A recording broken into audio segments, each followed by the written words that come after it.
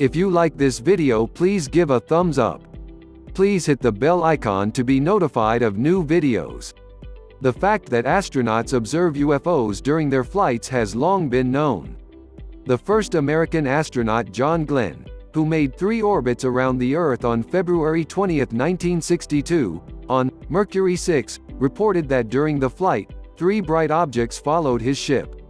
After a while, they picked up speed and overtook him. In April 1962, during his record-breaking flight in the X-15 high-altitude aircraft, Joe Walker filmed 5 disc-shaped UFOs that had accompanied him in a staggered formation for a long time at an altitude of 47 kilometers. 3 months later, a similar rocket plane, piloted by Robert White, again attracted the attention of unknown objects. At an altitude of 95 kilometers, they flew up to the X-15 and accompanied him for some time. The future astronaut, in June 1965, White was the first American to go into outer space, recorded the aliens on tape. The interest of ordinary people in flying grew, and soon a whole army of radio amateurs, tuned into the wave of this or that spacecraft, eagerly caught every word that sounded on the air. To avoid unnecessary problems, the Mission Control Center in Houston had to switch to bird language during negotiations with the astronauts. In particular, unidentified flying objects that were observed from orbit were codenamed Santa Claus. The first to use it during a communication session was the astronaut Walter Schirra, Mercury 8, October 3, 1962, who saw a huge luminous object over the Indian Ocean. A few years later, this fact was reported by the well-known NASA specialist in space radio communications, one of the creators of the communication equipment for the Apollo lunar program, Maurice Chatelain. In his book, Our Ancestors Came from Outer Space, published in 1975 shortly after the end of the lunar program, he admitted that unidentified flying objects controlled virtually all American space flights. As for the origin of UFOs, Chatelain is sure, extraterrestrial. On May 15–16, 1963, the American astronaut Gordon Cooper made 22 revolutions around the Earth on the one-seater Mercury 9 spacecraft. Flying over the Australian city of Perth, he reported to Earth that for some time a greenish glowing object with a red tail was approaching his capsule. Also, Cooper was able to record radio communications on a tape recorder in a language that, as it turned out later, did not belong to any of the peoples of the Earth. The astronaut also recorded other mysterious phenomena over South America and Australia. NASA scientists timidly tried to explain Cooper's observations as the Southern Polar Lights. But soon these explanations had to be abandoned. It was tantamount to accusing the most experienced pilot of amateurism and professional unsuitability. Also, the object he sighted over Australia was observed by ground tracking stations. Besides, Colonel Cooper was not the first to observe such phenomena. He saw the saucers with his own eyes even earlier. During his flights over West Germany, I had the opportunity in 1951 to see many of these objects for 2 days in a row. They were at a very high altitude, and on our fighters they couldn't get them.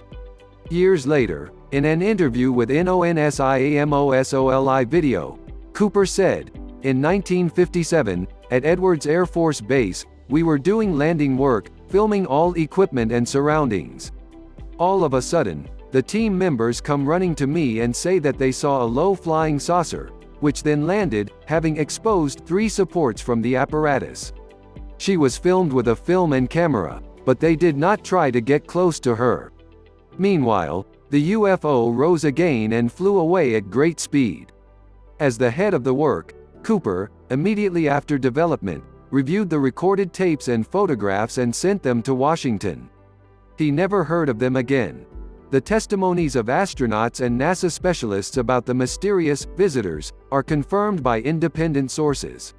So, in 1964, astronomers of the Argentine observatory, EDHARA, observed with great interest a strange picture through a telescope, at an altitude of 1,000 kilometers from the Earth to the American satellite, ECHO 2, from different sides, a sparkling round object flew up twice and made turns. According to astronomers, it was at least 120 meters in diameter and developed a speed of up to 28 kilometers/sec. On April 8 of the same year, 1964, during the first test launch of the Gemini spacecraft, without a crew, scientists and technicians were surprised to see 4 objects of unknown origin soon attached to it. 2 on top, 1 behind, and 1 below. Escorting the ship in this way on the first orbit, the UFO made a maneuver and disappeared into space. When this fact was made public by the American magazine, True, January 1965, members of Congress demanded clarification. Without further ado, the Air Force Command declared these objects to be parts of the second stage of the launch vehicle. The trick did not help. Almost immediately it became clear that the second stage in this flight did not separate at all. On June 3, 1965, the first manned Gemini 4 was launched. And again, unidentified objects came into the field of view of the crew. I looked out the porthole and saw a white ball-shaped object against the black sky. He performed the movement, abruptly changing the direction of flight at an angle of 40 degrees. Astronaut James McDewitt. During this flight, we managed to photograph another object, a long, metal cylinder. An attempt was made to identify it with the Pegasus 2 satellite, but the Air Defense Command categorically rejected this version, and the UFO was left without a natural explanation. Then the skeptics decided to challenge the very fact of observation. McDewitt's response was rather harsh. I report that during my flight in the Gemini 4 spacecraft, I did see what some people call UFOs. Let me remind you that the letters H, L, O mean unidentified flying object. The object that I saw remains unidentified. Neither I nor anyone else could yet identify and define what it is. Later it became known that almost all flights under the Gemini program were accompanied by UFO sightings, and not only from orbit but also from the Earth. Some of the pilots will later express their views on this phenomenon. John Young, Gemini 10. July 18, 1966, in his Seattle talk, "The Facts Show That UFOs Exist." Eugene Cernan, Gemini 9. June 3, 1966, in 1973 in the Los Angeles Times, "I publicly declare, UFO as someone else, some other civilization." With the completion of the Gemini programs and lunar expeditions, such observations did not decrease. The UFOs were filmed by the Skylab crews, 1973. A large number of video recordings were made during the shuttle flight, since 1981. Some of them were intercepted by radio amateurs and thus made it to the media. Involuntarily, there is a sense of belonging when you hear the excited voice of the onboard doctor of Discovery, James Bouchley. Shocked, he completely forgot about the conspiracy. Houston. We're still seeing alien spacecraft. March 14, 1989, the number of luminous objects falling into the field of view of onboard film and video cameras is striking. Sometimes several UFOs are seen at the same time, moving in different directions. Some busily cross the frame in a straight line and at a constant speed. Others make rather sharp maneuvers, giving the impression of inertia. Some UFOs are clearly interested in spaceships. Having made a maneuver, they fly up to the shuttles filming of expeditions STS-31, STS-51, and, hanging, for some time next to them, again leave for their business. Others maneuver at about the height of the orbital station, then rising above the horizon, then again descending to the background of the Earth, STS-37, STS-51, STS-62. The video made from the shuttle during its docking with the Mir orbital station is extremely interesting. This official television broadcast was intercepted by one of the American ufologist radio amateurs using a special parabolic antenna in May 1997. The screen clearly shows how in the area of the Russian station every now and then unknown objects appear, glowing with pulsating light. They move in different directions at different speeds, some make maneuvers. For 1.5 minutes of shooting, at least 9 objects passed in the frame. It feels like this is not a desert space, but a busy airport. Some of the UFOs give the impression of quite material, metal, balls. The shadow from the sun is clearly visible on them. However, the vast majority of objects look like ball lightning. They glow and are, as it were, enveloped in plasma. Many of them pulsate. Some seem to materialize, appearing from nowhere, and after a while they become invisible again. Experts suggest that such balloons act as automatic probes and are launched from base ships in order to monitor the Earth and near-Earth space. Generally speaking, the UFOs observed by astronauts are not very diverse in shape. Most often these are balls, much less often, cylinders, cigars, discs, triangles. But sometimes, very unusual specimens get into the viewfinder. Particularly impressive are the plasmoid images taken by the Discovery crew during the STS-48 expedition. Footage of this inexplicable space phenomenon was even shown on Russian television at one time. It is clearly seen how a gigantic wriggling luminous caterpillar floats against the background of the Earth. According to a number of ufologists and contactees, this unique survey captured the so-called plasmoid ship, a very high level of alien technology. Not all astronauts willingly talk about their encounters with UFOs. Why? Neil Armstrong, in response to a request from a diplomat to tell what they actually saw on the moon, replied succinctly, "We also gave a subscription." It is true that there are those who actually did not see anything, and skeptics use their testimony as proof of the absence of UFOs. However, many, having retired, are opening the veil of secrecy. This was the case, for example, with the legendary astronaut Gordon Cooper. Here are excerpts from his interview. "For many years I have lived in an environment of secrecy that surrounds all astronautics. But now I can say that not a day goes by in the United States without the detection of UFOs by aviation radars and space tracking stations. Some of us, astronauts, had the opportunity to observe UFOs from Earth or from flying vehicles. I believe that unearthly aircraft and their crews visiting Earth come from other planets, which are obviously more advanced than ours. There are many qualified people who have seen alien ships, and in some cases also the aliens themselves. I also saw a very unusual phenomenon, here on Earth. It happened a few months ago in Florida. I saw with my own eyes a clearly delineated patch of soil, scorched by fire, with 4 footprints. It was left by an object crouched in the center of the field. Creatures emerged from it. There were prints to prove it. They appeared to be surveying, collecting soil samples, and eventually returning to the ship, which took off at incredible speed. The authorities hid the incident from the press and television. There are thousands of eyewitness accounts and many documents confirming the presence of UFOs, but no one wants to make them public. Why? Indeed, why, despite the stories of the astronauts themselves, as well as numerous photo, film, and video documents, this topic remains undisclosed. In any case, by official structures, NASA, the military, the government, are tens of these and thousands of other irrefutable UFO sightings not of interest to those in power? Sounds not very believable. After all, the presence of extraterrestrial civilizations on the planet is an emergency problem. How then can this conspiracy of silence be explained? Gordon Cooper has his own version. The authorities fear that people may imagine God knows what, something like terrible space invaders. Their motto was and remains, "We want to avoid panic at any cost." I think the real problem is that the authorities do not know how to admit the fact that they have been lying for many years. In an attempt to resolve this problem, Cooper wrote to the UN in 1978, "I think we need a coordinated program to collect and analyze scientific data coming from all over the planet, to work out the most friendly way to contact these visitors.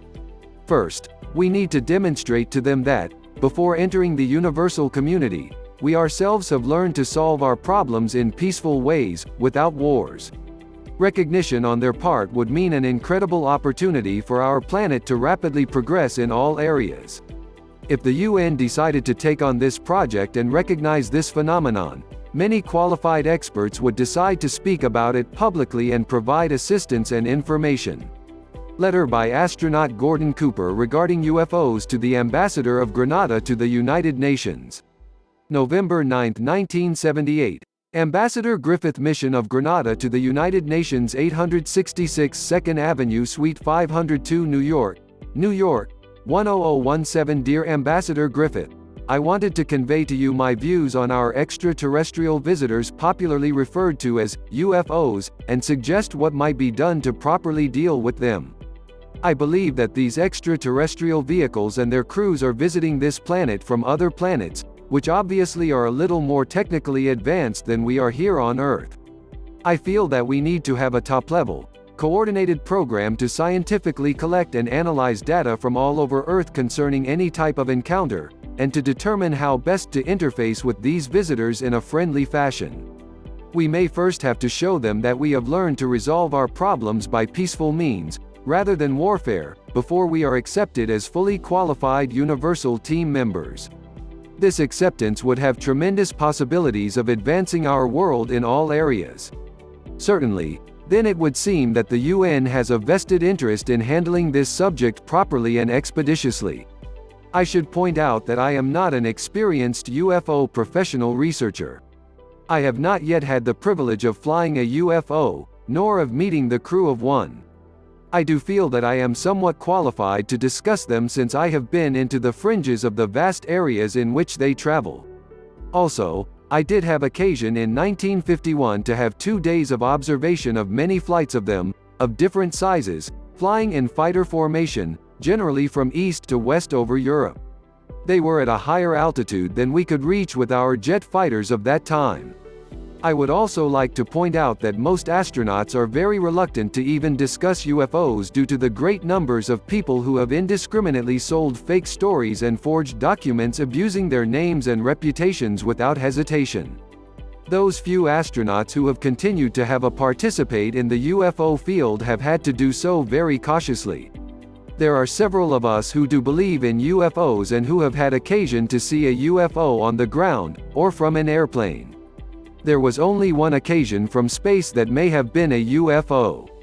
If the UN agrees to pursue this project and to lend their credibility to it, perhaps many more well-qualified people will agree to step forth and provide help and information. I am looking forward to seeing you soon. Sincerely, L. Gordon Cooper Call. USAF Ket astronaut, but it was a voice crying in the wilderness, and Cooper would later say, I wrote a letter to the UN because I thought this organization was the best one to seriously consider UFO sightings. I still think that we should conduct these investigations centrally. However, today I am no longer sure that the UN is such an organization. They don't even take into account the opinion of the astronauts. We must create our own organization. And yet, what was a secret with 7 SEALs yesterday is becoming public knowledge today. Someone explains this by the fact that there are a lot of astronauts, including civilians, and therefore it becomes more difficult to hide their observations. Someone believes that the reason is the increasing availability of information thanks to computer networks and the latest technology. And someone suggests that the authorities were forced to loosen the reins. First, it's more and more dangerous to lie. There are many highly qualified scientists among ufologists, and it is difficult to deceive them. Secondly, it is more difficult to connect the next lie with the previous ones. Perhaps that is why the authorities today turn a blind eye to the revelations of astronauts, not encouraging, but not pursuing, as before. Those in power do not intend to get involved in dangerous discussions about UFOs either. They will either have to lie again or reveal the truth. They seem to have chosen the only correct tactic, not to react at all to such messages. No way. Do not deny or confirm. Do not give any official explanation. In an extreme case, if they press hard, it is sluggish and unintelligible to mutter something about the difficulty of analysis due to the lack of a sufficient amount of reliable information. However, there is another opinion about the disclosure of ufological facts in recent years. Gross suppression of information about UFOs is no longer in the interests of powerful conspirators. They themselves initiate a metered leak as well as the creation of numerous films and computer games on the alien theme. For what purpose? It is possible that humans are being prepared for upcoming open contacts with intelligent beings from other parts of the universe.